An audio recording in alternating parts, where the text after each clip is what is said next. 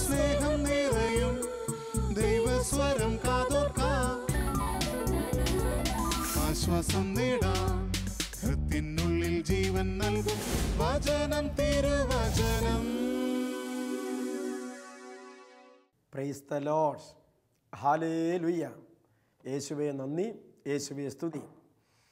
സ്നേഹമുള്ള സഹോദരങ്ങളെ, ഇന്ന് വചനം തിരുവചനത്തിൽ നമ്മൾ വിചിന്തനത്തിന് വേണ്ടി എടുക്കുന്നത് കരുണയുള്ളവരാകുക എന്നതിനെക്കുറിച്ചാണ്. ഹല്ലേലൂയ. നമുക്കറിയാം, ഈ ലോകം ഇന്ന് കരുണ വറ്റിക്കൊണ്ടിരിക്കുന്ന ഒരു ലോകമാണ്.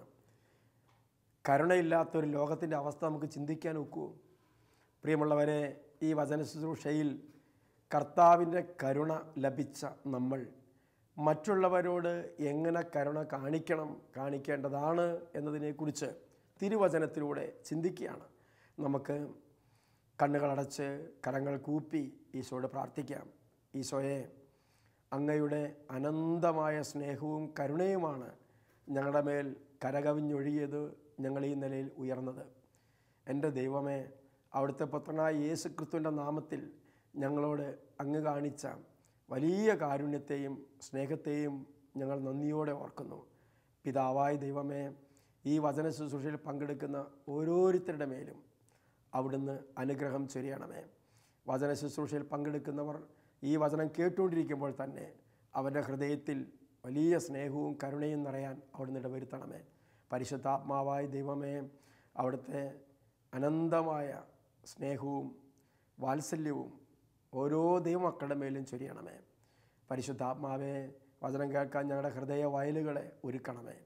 യേശുവേ സ്തോത്രം, യേശുവേ നന്ദി.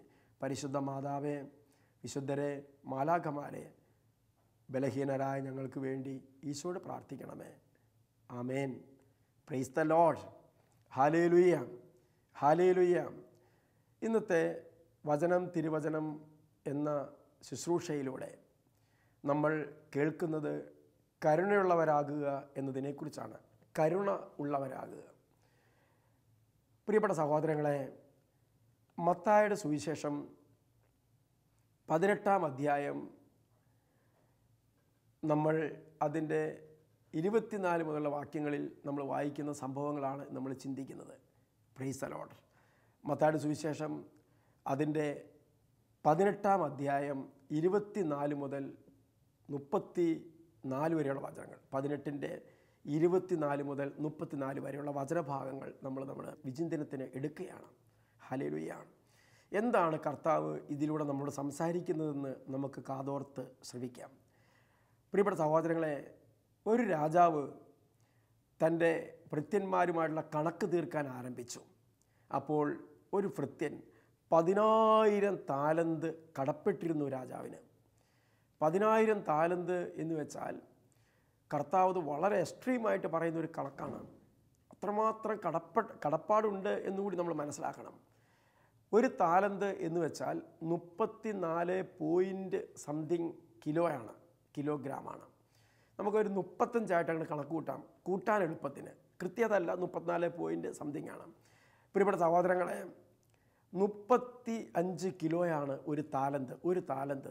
അങ്ങനെ 10,000 താലന്ത് കടപ്പെട്ടിരുന്നു എന്ന് പറഞ്ഞാൽ നിങ്ങൾ ചിന്തിച്ച് നോക്കി, 3,50,000 കിലോ സ്വർണം അല്ലെങ്കിൽ വെള്ളിയാണ് കൊടുക്കാനുള്ളത് രാജാവിന്. ഹല്ലേലൂയ. കൊടുത്തു വിട്ടാൻ പറ്റുമോ? ഈ ദാസനെ രാജാവിൻ്റെ മുമ്പിൽ ഹാജരാക്കി. രാജാവ് പറഞ്ഞു, നീ കടം വീട്ടുക. ഉടനെ ഈ ഭൃത്യൻ താണു വീണ് പറഞ്ഞു, രാജാവേ, നിർവാഹമില്ല, ഈ 10,000 താലന്ത് വീട്ടാൻ എനിക്ക് നിർവാഹമില്ല. ഉടനെ രാജാവ് കൽപ്പിച്ചു, നിൻ്റെ ഭാര്യയും മക്കളെയൊക്കെ വിറ്റ്, നിൻ്റെ സകല സമ്പത്തും വിറ്റ് നീ കടം വീട്ടാൻ പറഞ്ഞു. ഉടനെ ഈ ഭൃത്യൻ കേണപേക്ഷിച്ചു. ബൈബിൾ എഴുതി, അവൻ കേണപേക്ഷിച്ചു. രാജാവിൻ്റെ മുമ്പിലേക്ക് വീണ് കേണപേക്ഷിച്ചു, കർത്താവേ, യജമാനനെ, രാജാവേ, എനിക്ക് നിർവാഹമില്ല. ബൈബിൾ എഴുതിയിരിക്കുകയാണ്, ഈ ഭൃത്യൻ്റെ യജമാനൻ രാജാവ് മനസ്സലിഞ്ഞ് അവൻ്റെ കടം ഇളച്ചു കൊടുത്തു. മനസ്സ് അലിഞ്ഞ് അവൻ്റെ കടം ഇളച്ചു കൊടുത്തു. അവൻ അവിടുന്ന് പോയി, വലിയ സന്തോഷവാനായിട്ട് പോയി. കാരണം 10,000 താലന്താണ് പ്രിയപ്പെട്ടവരെ ഇളച്ചു കിട്ടിയത്. 10,000 താലന്ത്. അദ്ദേഹം സന്തോഷവാനായിട്ട് ആ കൊട്ടാരത്തിൽ നിന്ന് തൻ്റെ ഭവനത്തിലേക്ക് ഭാര്യയുടെ മക്കളുടെ അടുത്തേക്ക് പോയി. തുടർന്ന് ബൈബിളിൽ എഴുതിയിരിക്കുകയാണ്, ഇദ്ദേഹത്തിന് ഈ 10,000 താലന്ത് ഇളച്ചു കിട്ടിയ ഈ ഭൃത്യന് അവൻ്റെ കൂട്ടുകാരൻ ഒരു 100 ദനാറ കൊടുക്കാനുണ്ട്. ഒരുപാടില്ല, 100 ദനാറ. ഒരു ദനാറ എന്ന് വെച്ചാൽ എത്രയാണെന്നറിയാമോ? 5.7 ഗ്രാമാണ്. 570 ഗ്രാമാണ് ഇവന് കിട്ടാനുള്ളത്. ഇവന് കിട്ടിയതോ 10,000 താലന്ത്. എൻ്റെ സഹോദരങ്ങളെ, 3,50,000 വരുന്ന കിലോ സ്വർണം അല്ലെങ്കിൽ വെള്ളി ഇവന് അളച്ചു കിട്ടി. ഇവന് കിട്ടാനുള്ളതോ 570 ഗ്രാമാണ്. നമ്മുടെ മനസ്സിൽ നമ്മൾ ചിന്തിക്കണം, ഈ 10,000 താലന്ത് ഇളച്ചു കിട്ടിയ ഈ ഭൃത്യൻ തൻ്റെ സഹസേവകനോട് 100 ദനാറ ചോദിച്ചപ്പോൾ അവൻ പറഞ്ഞു, സ്നേഹിത, ഞാൻ തരാം, എനിക്ക് കുറച്ച് സാവകാശം വേണം. ഉടനെ ഈ 10,000 താലന്ത് ഇളച്ചു കിട്ടിയ ഈ ഭൃത്യൻ അവൻ സമയം കൊടുക്കാതെ, അവനോട് കരുണ കാണിക്കാതെ എന്ത് ചെയ്യുന്നറിയാമോ? 100 ദനാറയ്ക്ക് വേണ്ടി, 570 ഗ്രാമിന് വേണ്ടി അവൻ തൻ്റെ കൂട്ടുകാരനെ, സഹസേവകനെ പിടിച്ച് ജയിലിലിട്ടു. Price the Lord. നമ്മൾ ഓരോരുത്തരും ഇതിനെക്കുറിച്ച് നന്നായിട്ട് ചിന്തിക്കണം പ്രിയപ്പെട്ട സഹോദരങ്ങളെ. നമ്മുടെ ജീവിതത്തിൽ വരാൻ പോകുന്ന വലിയൊരു സംഗതിയാണത്. അതായത് 10,000 താലന്ത് ഇളച്ചു കിട്ടിയിട്ട് 100 ദനാറ ഇളച്ചു കൊടുക്കാൻ മനസ്സ് കാണിക്കാത്ത ഒരു ദുഷ്ട മനസ്സിൻ്റെ ഉടമയാണ് ഈ ഭൃത്യൻ. കർത്താവ് അങ്ങനെയാണ് ഇവിടെ അവതരിപ്പിച്ചിരിക്കുന്നത്. ഹല്ലേലൂയ. നമ്മുടെ ഹൃദയത്തിൽ ഈ വചന ആഴത്തിൽ പതിഞ്ഞ് കിടക്കണം. നമ്മൾ തിരിച്ച് ചിന്തിക്കണം. നമ്മുടെ കടപ്പാട് നമ്മൾ മനസ്സിലാക്കണം. മറക്കരുത് എൻ്റെ സഹോദരങ്ങളെ. മറ്റ് ഭൃത്യന്മാർ, സേവകരെല്ലാം കൂടെ പോയി രാജാവിനോട് പറഞ്ഞു, രാജാവേ, നീ 10,000 താലന്ത് ഇളച്ചു കൊടുത്ത ആ ഭൃത്യൻ തൻ്റെ കൂട്ടുകാരനിൽ നിന്ന് 100 ദനാറ കിട്ടാനുണ്ടായിരുന്നിട്ട് അത് കൊടുക്കാത്തത് കൊണ്ട് തൻ്റെ സഹസേവകനെ പിടിച്ച് ജയിലിലിട്ടിരിക്കുകയാണ്. രാജാവ് കോപിച്ചു. രാജാവ് ഈ 10,000 താലന്ത് ഇളച്ചു കൊടുത്ത ആ ഭൃത്യനെ വിളിച്ച് മുമ്പിലേക്ക് കൊണ്ട് നിർത്തി. എന്നിട്ട് രാജാവ് അവനോട് ചോദിക്കുന്ന ഒരു ചോദ്യമുണ്ട്. എന്തെന്നറിയാമോ? ദുഷ്ടഭൃത്യ, ഞാൻ നിന്നോട് കരുണ കാണിച്ചതുപോലെ നീയും നിൻ്റെ സഹസേവകനോട് കരുണ കാണിക്കേണ്ടതായിരുന്നില്ലേ? Hallelujah, praise the Lord. വചനം ശ്രദ്ധിച്ച് കേൾക്കുക. ആ രാജാവ് ഈ 10,000 താലന്ത് ഇളച്ചു കൊടുത്ത ഭൃത്യനെ വീണ്ടും മുൻപിൽ വിളിച്ചു നിർത്തിയിട്ട് ചോദിക്കുകയാണ്, ദുഷ്ടഭൃത്യ, ദുഷ്ടസേവക, ഞാൻ നിന്നോട് കരുണ കാണിച്ചതുപോലെ നീയും നിൻ്റെ സഹസേവകനോട് കരുണ കാണിക്കേണ്ടതായിരുന്നില്ലേ? നിനക്ക് ഞാൻ ഇളച്ചെന്ന് എത്രയാണ്? 10,000 താലന്ത്. നിനക്ക് കിട്ടാനുള്ള എത്രയാ? 100 ദനാറ. നിനക്കതിൻ്റെ വ്യത്യാസം മനസ്സിലായില്ലേ? നിന്നോട് ഇതുപോലെ ഞാൻ കരുണ കാണിച്ചു, നിന്നോട് ഇതുപോലെ മനസ്സിൽ ഞാൻ കാണിച്ചു. എന്നിട്ട് 100 ദനാറയ്ക്ക് നിൻ്റെ സഹസേവകനോട് നിനക്ക് കരുണ കാണിക്കാൻ മനസ്സില്ലാതെ പോയോ? എൻ്റെ പ്രിയപ്പെട്ടവരെ, നമ്മൾ ശ്രവിച്ച ഈ തിരുവചന ഭാഗത്തിലൂടെ എന്താണ് ഈശോ നമ്മളോട് പറഞ്ഞത്? ദൈവം എന്താണ് പറഞ്ഞത്?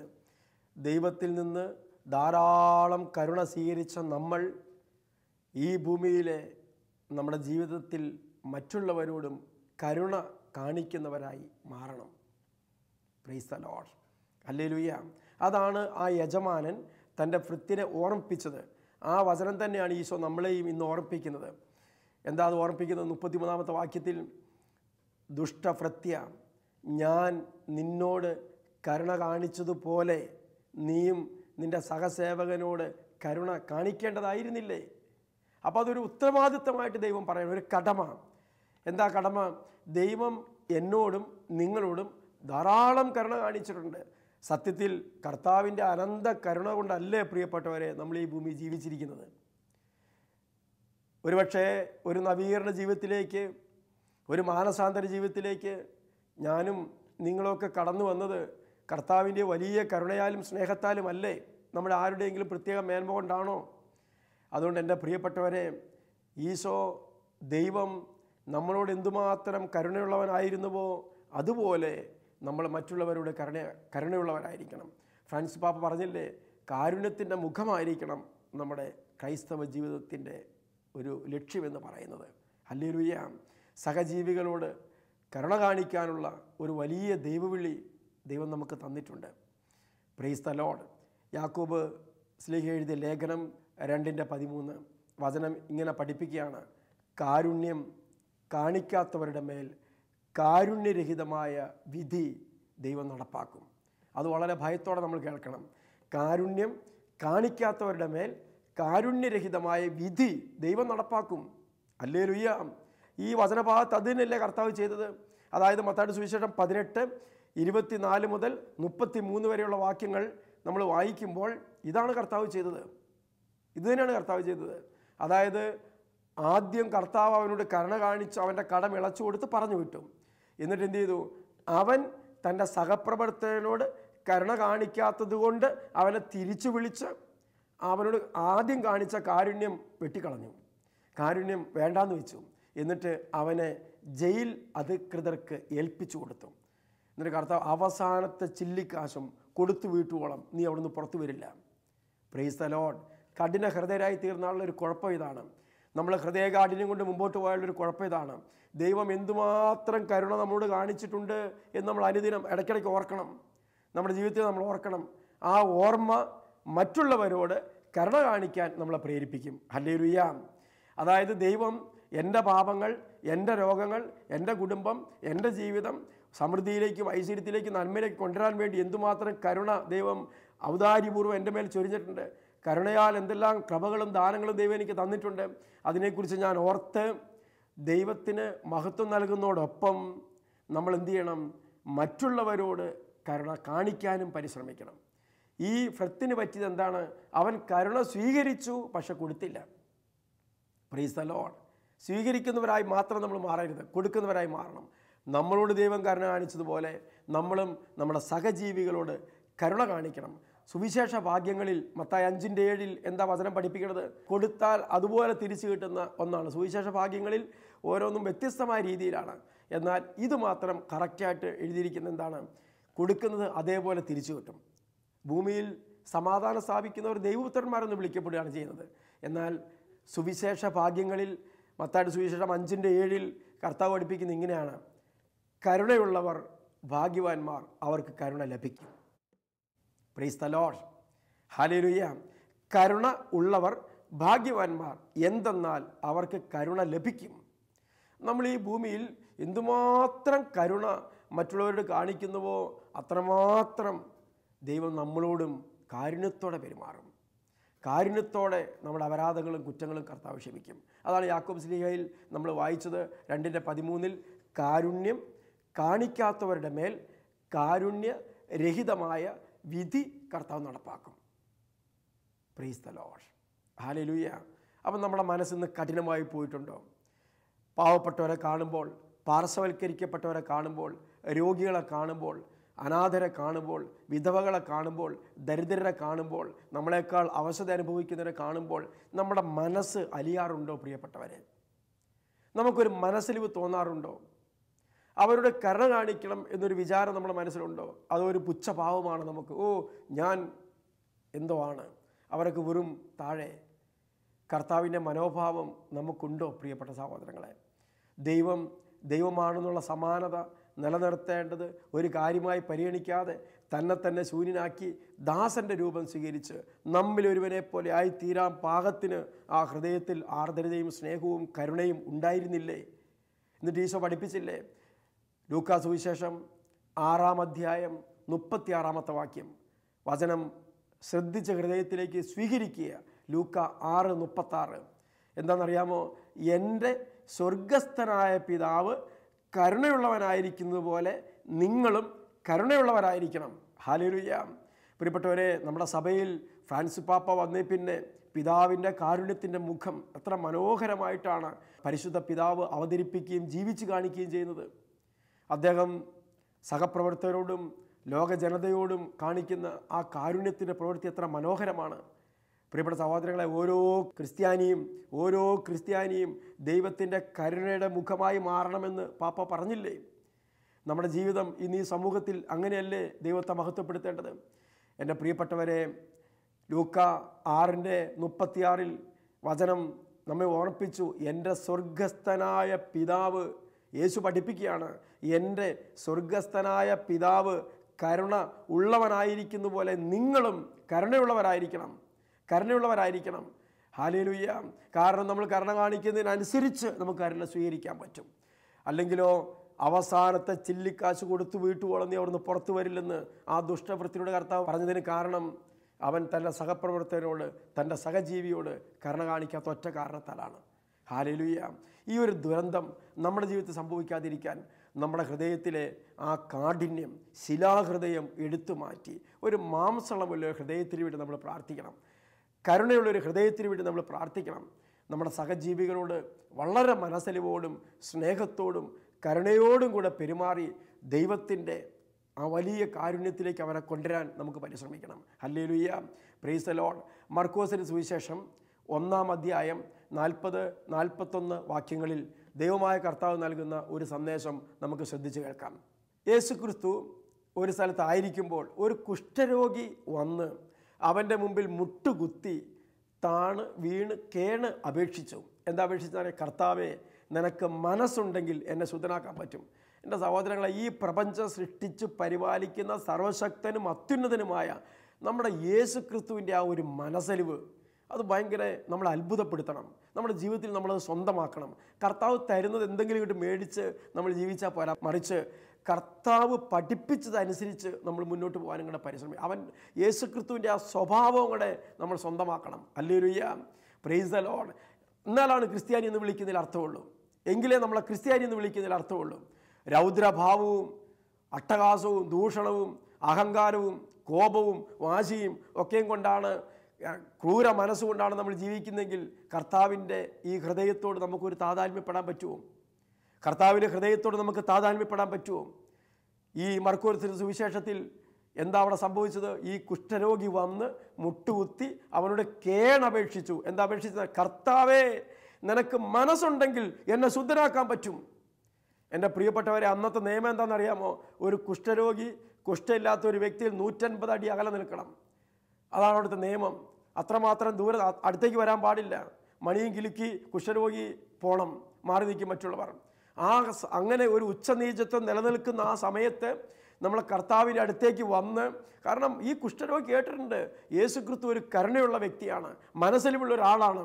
എൻ്റെ സഹോദരങ്ങളെ, അവിടുന്ന് ദൈവമാണ്. ആ കർത്താവിൻ്റെ സ്നേഹത്തിൻ്റെ മുമ്പിലേക്ക് കുഷ്ഠരോഗി ആ നിയമത്തെയൊക്കെ മാറ്റി വെച്ചിട്ട് കടന്നങ്ങോട്ട് വന്നിട്ട് മുട്ടുകുത്തി. എന്നിട്ട് ആ കുഷ്ഠരോഗി പറഞ്ഞു, കർത്താവേ, നിനക്ക് മനസ്സുണ്ടെങ്കിൽ എന്നെ ശുദ്ധനാക്കാൻ പറ്റും. അത് നിൻ്റെ മനസ്സനുസരിച്ചാണ് ഇരിക്കുന്നത്. എൻ്റെ സഹോദരങ്ങളെ, അവിടെ എഴുതിയിരിക്കുന്ന വചനം എന്താ പറയുക? കർത്താവ് കരുണ തോന്നി. ആ വചനം മറക്കരുത്. കർത്താവ് കരുണ തോന്നി, കൈ നീട്ടി അവനെ സ്പർശിച്ചിട്ട് പറഞ്ഞു, എനിക്ക് മനസ്സുണ്ട്, നിനക്ക് സൗഖ്യം ഉണ്ടാകട്ടെ. എത്ര വലിയ മനസ്സലിവാ സഹോദരങ്ങളെ ഈശോ അവിടെ കാണിച്ചത്. മുൻപിൽ മുട്ടുകുത്തി നിൽക്കുന്ന ആ കുഷ്ഠരോഗി, 150 അടി അകലെ നിൽക്കേണ്ട വ്യക്തി, ഒരു ഉച്ചനീച്ച് നിലനിൽക്കുന്ന ആ കാലഘട്ടത്തിൽ, കുഷ്ഠരോഗിയെ സമീപിക്കാത്ത കാലഘട്ടത്തിൽ നമ്മുടെ കർത്താവിൻ്റെ മനസ്സലിവ്, നമ്മുടെ ദൈവത്തിൻ്റെ മനസ്സലിവ്, യേശു പറയാണ്, ബൈബിളിൽ എഴുതിയിരിക്കുകയാണ്, വചനം എഴുതിയിരിക്കുകയാണ്, കർത്താവ് കരുണ തോന്നി കൈ നീട്ടി അവനെ സ്പർശിച്ചു. കരുണ തോന്നണം, അപ്പോഴേ കൈ നീട്ടാൻ പറ്റുള്ളൂ. ഹല്ലേലൂയ. നമ്മുടെ ഉള്ളിൽ കരുണ ഉണ്ടാകുമ്പോൾ സഹജീവിയുടെ വേദനയിൽ ഒരു കൈത്താങ്ങ് കൊടുക്കാൻ നമുക്ക് പറ്റും. Hallelujah, praise the Lord. ഇന്ന് പലരും മുഖം തിരിച്ചു കളയല്ലേ. അയൽക്കാരൻ്റെ വേദന മനസ്സിലാകുന്നുണ്ടോ? പാവപ്പെട്ടവൻ്റെ വേദന മനസ്സിലാകുന്നുണ്ടോ? പാപിയുടെ വേദന മനസ്സിലാകുന്നുണ്ടോ? കുറ്റം പറയാനും വിമർശിക്കാനും വിധിക്കാനും എതിർക്കാനും ഒക്കെ നമുക്ക് എളുപ്പമാണ് സഹോദരങ്ങളെ. എന്നാൽ കരുണ കാണിക്കുന്നത് ദൈവത്തിൻ്റെ സ്വഭാവമാണ്. ഹല്ലേലൂയ. ആ കാണിക്കുന്ന കാരുണ്യത്തിൽ ദൈവം അവരോട് കരുണ കാണിക്കാതിരിക്കില്ല എന്നുള്ള വാഗ്ദാനവും വിശുദ്ധ ബൈബിൾ നമുക്ക് തരുന്നുണ്ട്. അതുകൊണ്ട് പ്രിയപ്പെട്ട സഹോദരങ്ങളെ, കർത്താവിൻ്റെ ഈ മനോഭാവം ഈ വചന ശുശ്രൂഷയിൽ പങ്കെടുക്കുന്ന നിങ്ങൾ സ്വന്തമാക്കുക. അപ്പോൾ സ്വർഗത്തിൽ നിങ്ങളുടെ പ്രതിഫലം ഒരുപാട് വലുതായിരിക്കും. കർത്താവ് ആ കുഷ്ഠരോഗിയുടെ മുമ്പിൽ നിന്ന് കരുണ തോന്നി കൈനീട്ടി അവനെ സ്പർശിച്ചുകൊണ്ട് പറഞ്ഞു, എനിക്ക് മനസ്സുണ്ട്. എന്നുവെച്ചാൽ ദൈവത്തിനുള്ളത് ദൈവം കൊടുക്കുകയാണ് കരുണയോടെ. പ്രിയപ്പെട്ടവരെ, നമ്മുടെ ചുറ്റുപാടുകളിൽ വേദനിക്കുന്നവരെയും തളർന്നവരെയും രോഗികളെയും പാവപ്പെട്ടവരെയും അനാഥരെയും വിധവകളെയും പരദേശികളെയും എല്ലാവരാലും ഉപേക്ഷിക്കപ്പെട്ടവരൊക്കെ കാണുമ്പോൾ നമ്മുടെ ഹൃദയം കഠിനമാകാതെ നമുക്ക് സൂക്ഷിക്കാം. കർത്താവ് അവരെ നമ്മുടെ മുമ്പിൽ കൊണ്ടുവന്ന് നിർത്തുന്നത് എന്തിനാണ് പ്രിയപ്പെട്ടവരെ? യേശു ക്രിസ്തുവിനുണ്ടായിരുന്ന ഈ മനോഭാവം നിങ്ങൾ അവരോട് കാണിക്കാൻ. നിങ്ങളുടെ ഹൃദയത്തിലെ കാരുണ്യം, നിങ്ങളുടെ കരങ്ങൾ അവൻ്റെ നേരെ സഹായഹസ്തമായി നീളാൻ. Praise the Lord. ഹല്ലേലൂയ. എൻ്റെ സ്വർഗസ്ഥനായ പിതാവ് കരുണയുള്ളവനായിരിക്കുന്ന പോലെ നിങ്ങളും കരുണ ഉള്ളവരായിരിക്കുവിൻ. കരുണ ഉള്ളവരായിരിക്കുവിൻ. കാരണം ദൈവം നിനക്ക് ഒരുപാട് അളച്ചു തന്നിട്ടുണ്ട്. കാരണം ദൈവം നിന്നോട് ഒരുപാട് കരുണ കാണിച്ചിട്ടുണ്ട്. നിന്നോടും നിൻ്റെ കുടുംബത്തോടും എൻ്റെ ദൈവം ഒരുപാട് മനസ്സിലിവ് കാണിച്ചിട്ടുണ്ട്. അത് മറന്ന് നമ്മൾ പെരുമാറരുത്. എല്ലാം നമുക്ക് കിട്ടിക്കഴിഞ്ഞപ്പോൾ എല്ലാം എൻ്റേതെന്നുള്ള മട്ടിൽ പെരുമാറരുത്. മറിച്ച് ഇതെല്ലാം ദൈവം സ്വർഗത്തിലെ പിതാവ് കരുണയോടെ എനിക്ക് തന്നതാണ്, എനിക്ക് അനുവദിച്ചതാണ്. പ്രിയപ്പെട്ടവരെ, ആ കരുണ ആവോളം ആസ്വദിച്ച വ്യക്തിയാണ് ഞാനും നിങ്ങളുമൊക്കെ. മറക്കരുത്, നമ്മുടെ ജീവിതത്തിൽ ദൈവം നമ്മളോട് കാണിച്ച കാരുണ്യവും വാത്സല്യവും കൊണ്ടല്ലേ ഇന്ന് ഈ ഭൂമിയിൽ ഇത്ര ശ്രേഷ്ഠമായ ഒരു ജീവിതം നയിക്കാൻ എനിക്ക് നിങ്ങൾക്ക് സാധിച്ചത്. നമ്മളൊരു വിശ്വാസിയായത്, ഒരു മാനസാന്തരത്തിലേക്ക് വന്നത്, നമ്മുടെ പാപങ്ങൾ കർത്താവ് കരുണയോടെ മോചിപ്പിച്ച് തന്നത്, രോഗങ്ങൾ സുഖപ്പെടുത്തി തന്നത്, സാമ്പത്തിക നേട്ടം തന്നത് എല്ലാം അവിടുത്തെ സ്നേഹവും കരുണയുമാണ്. ഇത് മറക്കരുത്. നമുക്ക് നമ്മുടെ സഹജീവിയോട് കരുണ കാണിക്കാൻ ഒരു കടമയുണ്ട് എന്നോർക്കുക. നമ്മുടെ ജീവിതം അതിനുവേണ്ടി സമർപ്പിക്കാം. ഫ്രാൻസിസ് പാപ്പ ഇന്ന് കാരുണ്യത്തിൻ്റെ മുഖമായി നമ്മൾ മാറണമെന്ന് ഉത്ബോധിപ്പിച്ചതുപോലെ നമുക്കും അങ്ങനെയായി മാറാം. പിതാവിൻ്റെ കരുണ ലോകത്ത് കൊടുക്കുന്ന യഥാർത്ഥ ക്രിസ്തീയ വിശ്വാസികളായി രൂപാന്തരപ്പെടാൻ ദൈവം നമ്മളെ ഓരോരുത്തരെയും സമൃദ്ധമായി അനുഗ്രഹിക്കട്ടെ എന്ന് പ്രാർത്ഥിക്കുകയാണ്. കർത്താവായ ദൈവമേ, ഓരോരുത്തരെയും കരുണ കൊണ്ട് നിറച്ച്, സ്നേഹം കൊണ്ട് നിറച്ച് അവിടുന്ന് അനുഗ്രഹിച്ച് അഭിഷേകം ചെയ്യണമേ. ആമേൻ. Praise the Lord. ഹല്ലേലൂയ.